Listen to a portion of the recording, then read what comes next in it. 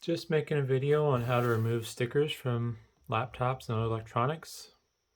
There's a couple different routes. This video is going to pertain more towards paper-backed stickers than like the vinyl-backed ones. Luckily, with most vinyl-backed ones, they will peel off fairly cleanly.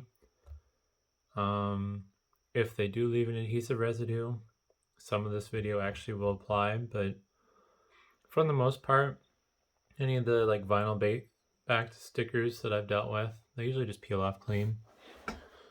With paperback stickers, you have a couple options to remove them without having like a ton of hassle. Your options kind of depend on the surface material and how fragile the item is. My go-to is this clean heat, which is basically just a highly refined kerosene. It doesn't have much of an odor to it, which is nice compared to regular kerosene. Regular kerosene really just, it stinks. It smells bad. Other people, they'll say, oh, use WD-40 or use, the more traditional thing of Goo Gone, which, depending on who you are, yeah, it has that orange scent, but in my opinion, it's about the same smell as spraying an air freshener after you use the bathroom. Can't really make something smell better by, trying to mask it with a scent. So yeah, with these paper stickers though, what I usually do is just have a little eyedropper. I'll fill it full of kerosene and then spray it out.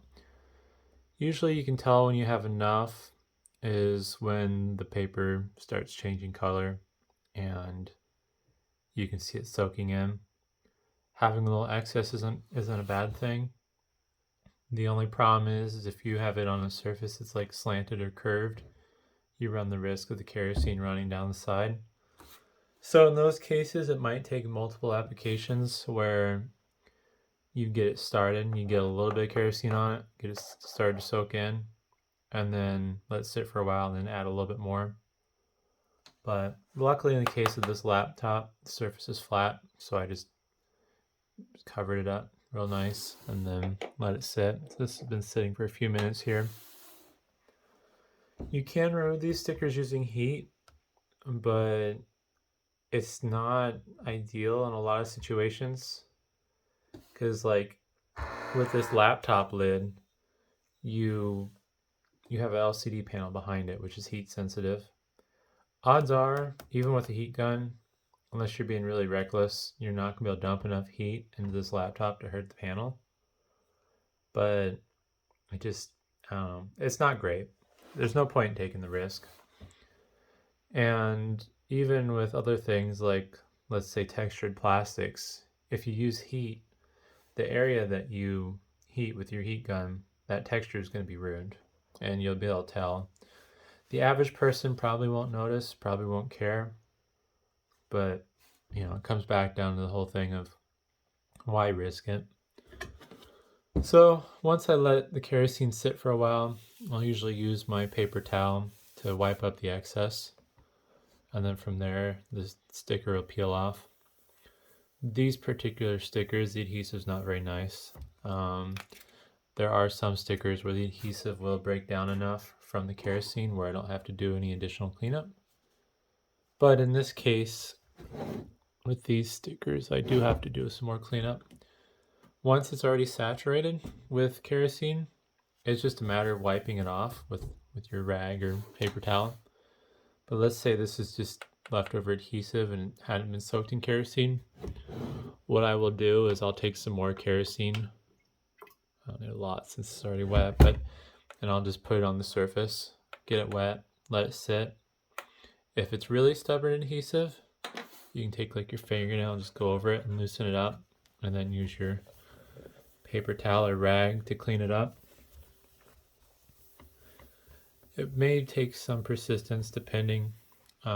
Usually the adhesive on the paperback stickers isn't very strong, so it'll either come up with the sticker or it'll leave a residue. I have found with some surfaces, if you don't wipe the kerosene evenly over the whole thing, you will get weird splotching. That's mostly a lot of the rubberized stuff. like the coverings that they put on Lenovo laptops and some of the business class HP laptops. So far on the metal laptops, it's not too big of a deal. You'll have other cosmetic issues, but that's due to like hand grease and stuff. After I get the adhesive off, I just like to use whatever generic window cleaner I have to prep the surface, I guess you could say, for deep cleaning. This will get most of the grime off. As you can see, there are some weird splotches and stuff on here from people's grease, just dirty hands. So I'll have to go over this probably more than once. And then I usually like to finish it off with some 91% rubbing alcohol. The thing about rubbing alcohol is it'll lift off a lot of the grease and fingerprints and stuff.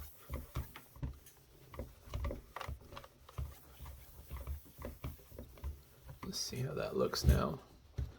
Needs to dry off. Looks like this still has some issues with some grime. I'll have to try to clean that a little bit more aggressively with a clean paper towel. This one's already been used, but this has been my preferred method for preparing laptops for sale. I haven't had any problems with the kerosene yet, but if you're uncertain, I would definitely test it in a spot first.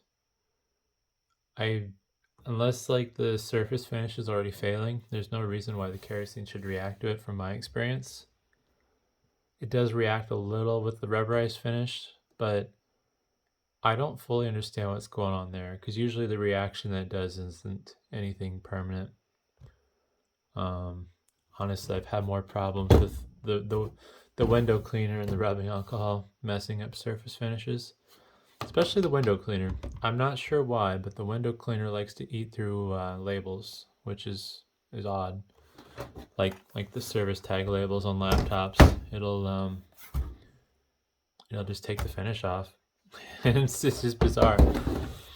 But yeah, hopefully that is helpful to somebody. It's a little bit of a different approach. I definitely like this clean heat stuff. It's served me well over the years, and it's cheap.